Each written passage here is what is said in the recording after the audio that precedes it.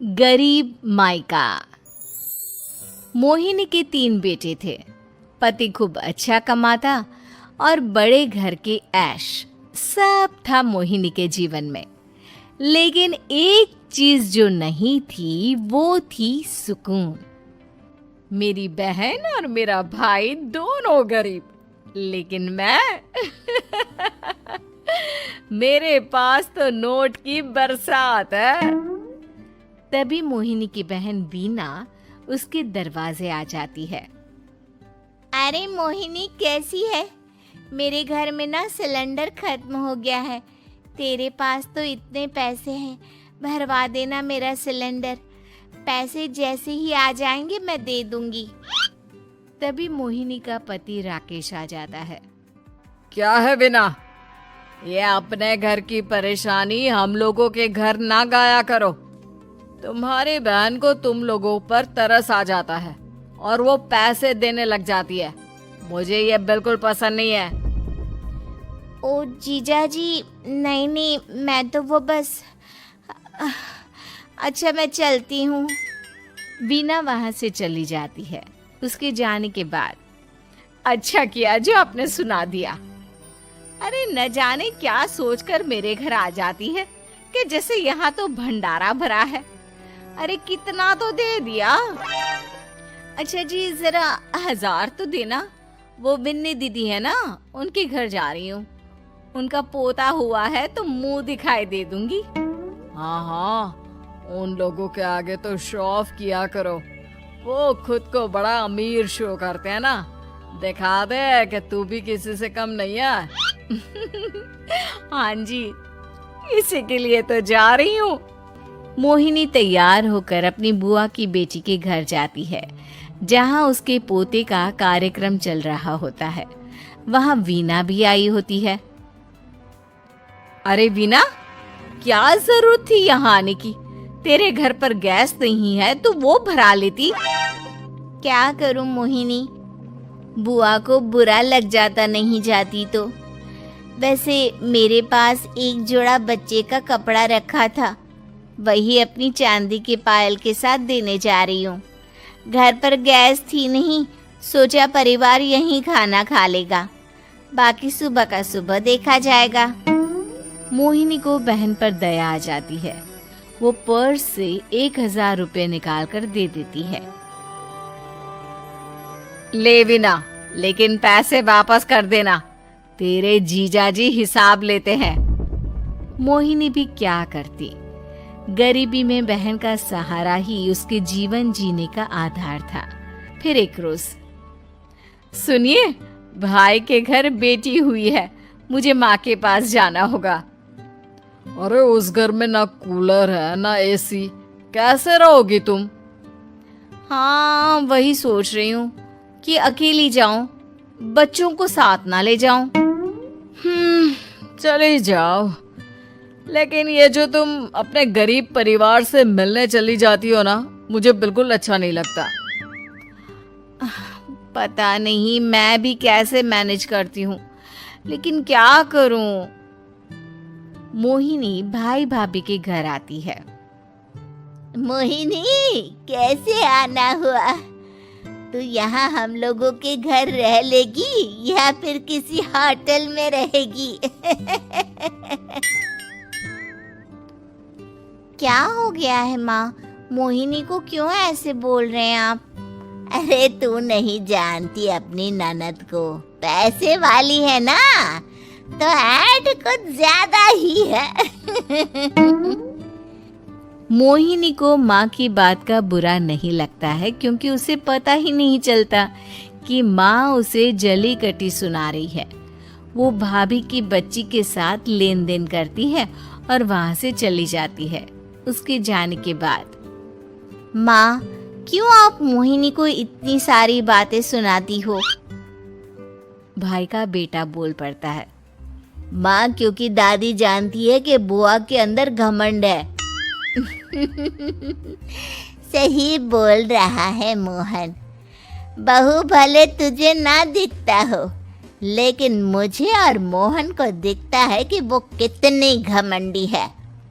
मोहिनी मायके आती है जहाँ गरीबी के कारण चीजें कम होती हैं। इस मोहन के बच्चे को काम पर लगा दो ना, किसी दुकान या किसी होटल में बर्तन बर्तन धो लिया करेगा, कम से कम 4 पैसे और आएंगे घर में। देख मोहिनी, माना तेरे पास पैसा है, लेकिन तेरे भाई के दिन इतने भी बुरे नहीं चल रहे कि वो अपने बच्चे की पढ़ाई रुकवा कर उससे बर्तन धुलवाए। मोहन माँ की ओर देखता है, जैसे आंखों से बोल रहा हो, देख लिया बुआ का हाल।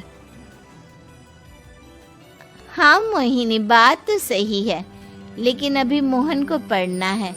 आखिर तुम भी तो अपने दोनों बेटों को पढ़ा रही हो ना। मेरे बेटों से कैसे कंपेयर कर सकती हैं आप? अरे वो तो कलेक्टर बनेंगे। हाँ, कल को वो मोहन को नौकरी में रख लेंगे, क्यों?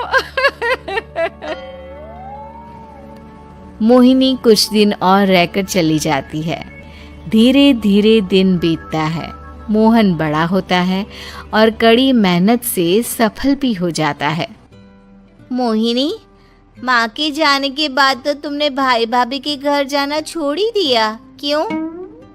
वो क्या है ना, उन लोगों का घर छोटा है, मेरे बच्चे जाना ही नहीं चाहते। पर तुझे क्यों अचानक मायके की बात याद आ गई?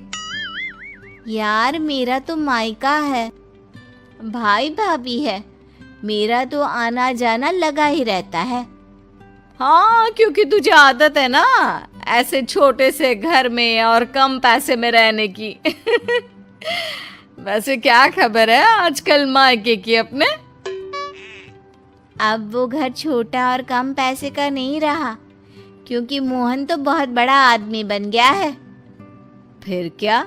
मोहिनी भाभी को फोन करती है। मोहन किसी बड़ी कंपनी का मैनेजर हो गया है क्या भाभी? क्या ये सच है? हाँ मोहिनी दीदी, अब तो हम लोगों के गरीबी के दिन कट गए। आपके भाई ने कोई अच्छे कर्म किए होंगे, जो हम लोगों का बेटा इतना अच्छा कमा रहा है। देख लो भाभी, पहले भी आपने कई गलतियां की थी, आप थोड़ा संभल कर चलना। भाभी को मोहिनी की बात समझ में नहीं आती कि वो क्या कहना चाहती है। फिर एक दिन बीना मोहिनी से कहती है, मोहिनी, हमारा भतीजा मोहन अच्छा कमा रहा है, क्यों ना मैं अपने बेटे की नौकरी के लिए उससे बात करूं? अरे बुआ का बेटा है, ये सोचकर मदद तो करेगा ना। हाँ हाँ, क्यों नहीं करेगा, उसके बुरे दिन में तो हम भी खड़े थे। मोहन को वीना फोन करती है और अपने बेटे की मदद करने की बात करती है। हाँ हाँ बुआ, क्यों नहीं, आप सिद्धार्थ को भेज दें, मैं अपनी ही कंपनी में उसकी नौकरी करवा देता हूँ। दिन बीतते हैं। अब वीना के हालात भी अच्छे हो जाते हैं। क्या बात है वीना, तूने भी कार ले ली, वो भी इतनी अच्छी? हाँ मोहिनी, अपने भतीजे के कारण तो हम लोगों की दिन अच्छी हो गए। उसने सिद्धार्थ की नौकरी लगवा दी है, वो भी शानदार। ठीक है, लेकिन पैसे ख्याल से खर्च करना। वो क्या है ना, पैसे आने आसान है लेकिन संभालने मुश्किल। मोहिनी घर पर अपने पति से बात करती है। देखो ना, सबके पास पैसे हैं, एक वक्त था जब मैं ही अमीर हुआ करती थी। लगता है कि ज्यादा दिन नहीं रह पाओगी। मेरी नौकरी को कुछ साल ही बचे हैं और तुम्हारे दोनों लड़के निकम्मे हैं। उन लोगों को बोलो ना कि नौकरी करे। तभी वहां मोहिनी के बेटे भी आ जाते हैं। अरे हमें क्या मोहन समझा है, जो दिन रात गधे की तरह काम करते रहे? खैर, दिन फिरते हैं और मोहिनी के पति की नौकरी भी खत्म हो जाती है। मोहिनी क्या करे, थोड़े से पैसे में गुजारा नहीं हो रहा है। तो क्या करे, मेरी समझ में कुछ नहीं आ रहा। मोहन को बोलो ना कि वो इन दोनों के लिए नौकरी देखे, जैसे सिद्धार्थ के लिए नौकरी देखी है। मोहिनी क्या कहती। उसे अपने वो दिन याद आ जाते हैं जब उसने भाभी से मोहन को नौकर बनने की सलाह दी थी। क्या हो गया, क्या सोच रही हो मोहिनी? यही कि वक्त कभी भी किसी का भी पलट सकता है।